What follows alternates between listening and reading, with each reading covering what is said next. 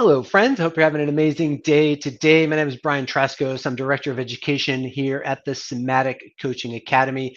And I want to appreciate you for just taking a few moments today to learn a little bit about how repressed emotions block physical healing and what to do about it. So I want to share a little story.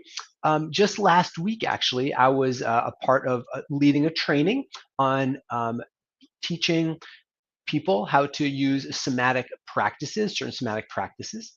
And as we were doing some of the practices, some very simple movements that have certain principles of movement that go along with them. And I'm going to invite you to practice these with me in just a moment. Um, Something really fascinating happened with one of the participants in the group.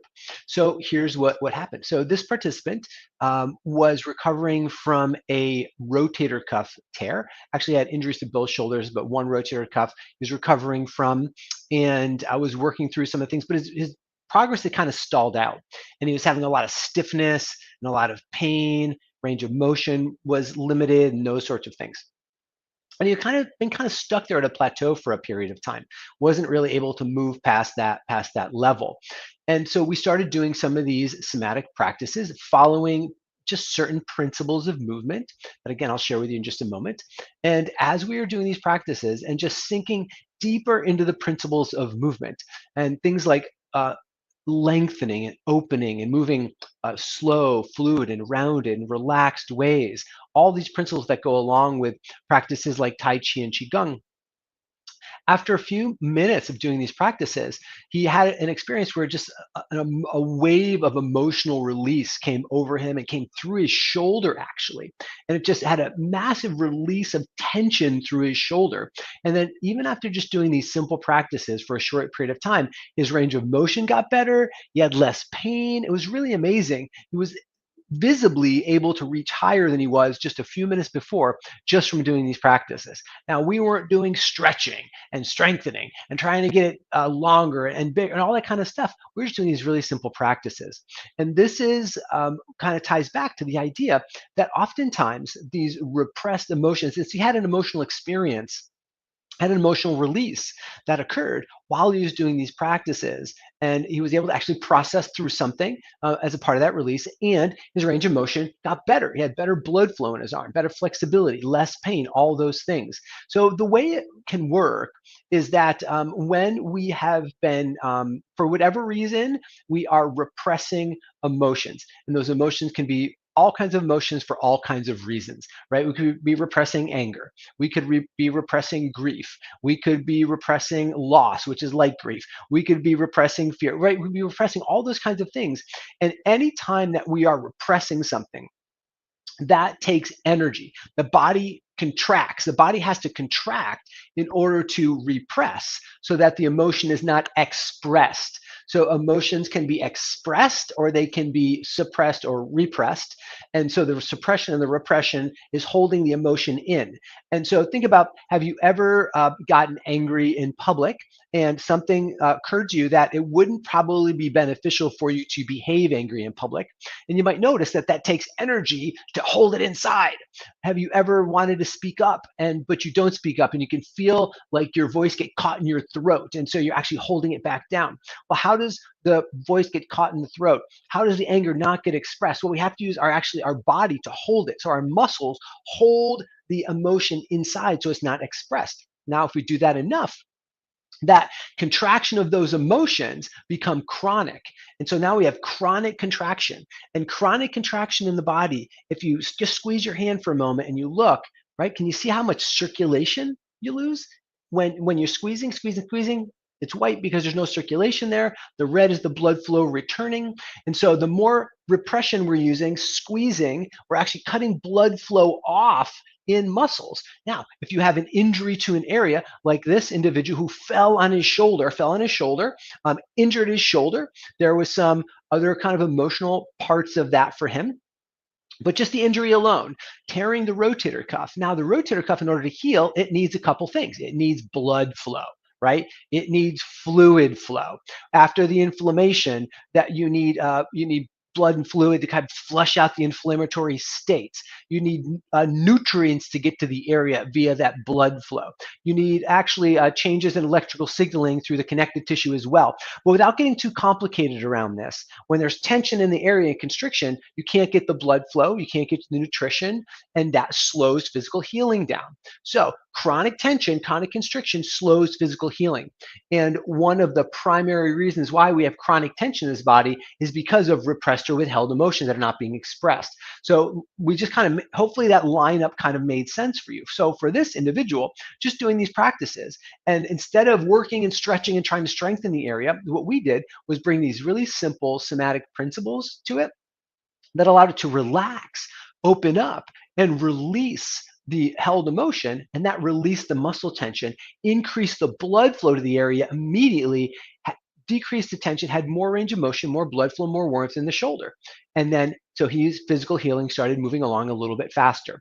It's not that complicated, folks. It's not rocket science or anything, but not many people take the time to do the somatic practices that really help it relax. So this, I can show you the exact thing that we were doing. We were doing a movement, has a couple of different names, but it's called watching clouds pass or cloud hands. So very simple movement, looks something like this. And so it was actually really perfect for his shoulder because he was involving his shoulder. But the movement are just the tools. So do this with me. If you're watching, hanging along with me here, the movements are just the tools. What's important are the principles of movement. So the very first principle is what we call lengthen. So the idea of this is lengthen the spine. So imagine the spine getting really long, the head going up towards the sky, and your tailbone sinking down towards the earth. So the spine gets nice and long. So make the spine long. And then the next principle is opening. So we're thinking about opening up the body. So the body's kind of, instead of being closed and constricted, we're kind of opening the body. So lengthen the spine, kind of open the body. Next, let's do some breathing.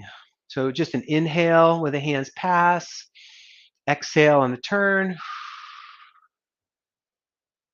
Inhale and exhale.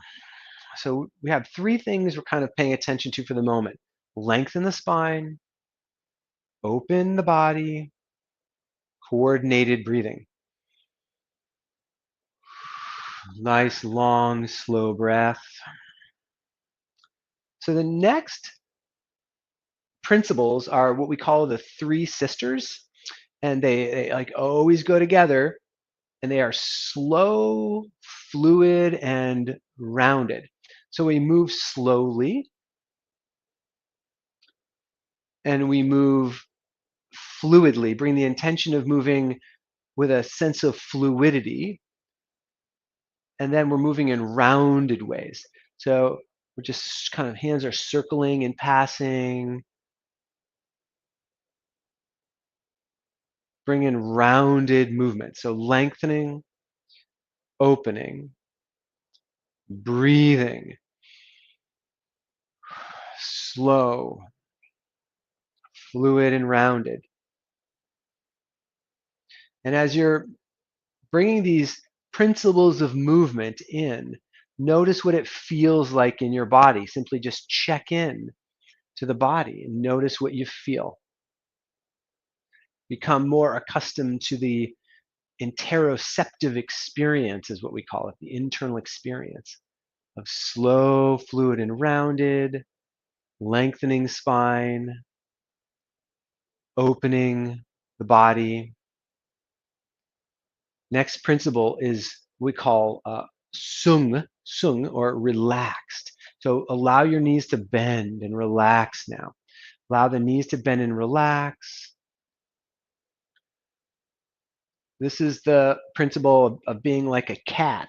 You know, if you have a cat, or if you've ever seen a cat, like they spend no extra energy than they ever need at any given time. And that's what we want to bring in here, is this idea of this relaxation, this softness. There's many more principles, but I'll give you one more here, is to move the whole body as one. There's a little saying to move the whole body as one. So we're not just moving the arms. And I know you can't see my lower body, but I'm actually turning my waist by moving my legs.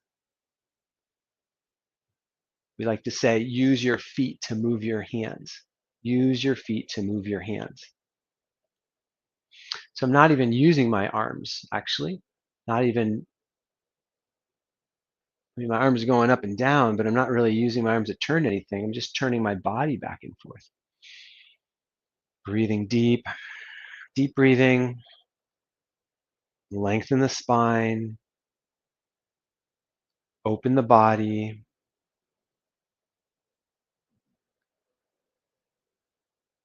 Deep breathing.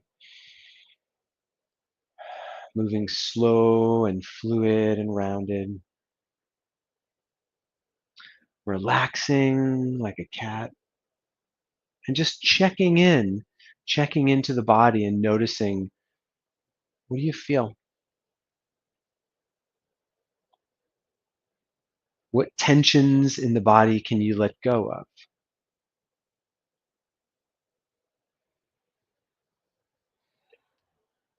Just scanning and inviting any tensions to release. So this is a very simple somatic practice with some powerful principles.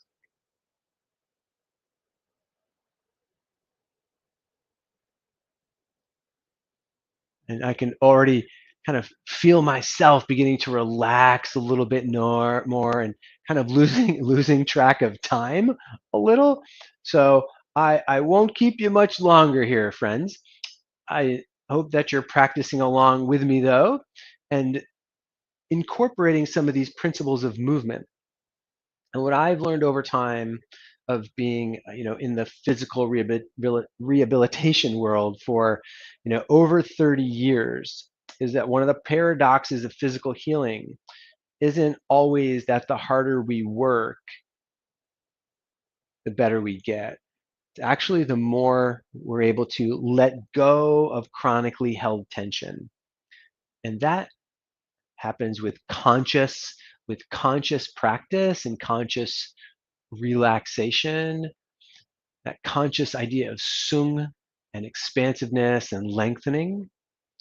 And that was the very simple practice that this gentleman tapped into and got this big wave of release through his physical body that allowed him to move better, to feel better, less pain, optimal or enhanced physical healing.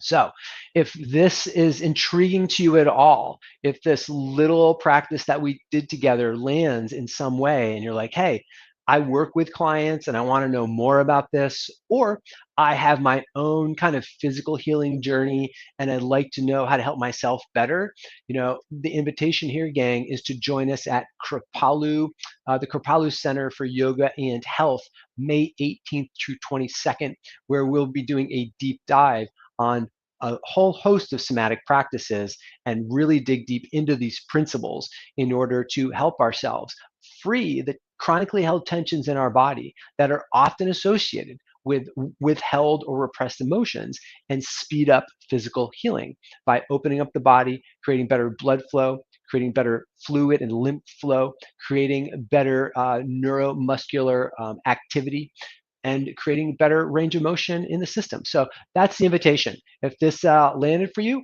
look forward to seeing you at Kripalu. Hope that you can join us. Check out the Somatic Coaching Academy page for links to that training, and we'll put some in the notes down below as well. Hope you have an amazing day. Look forward to seeing you soon.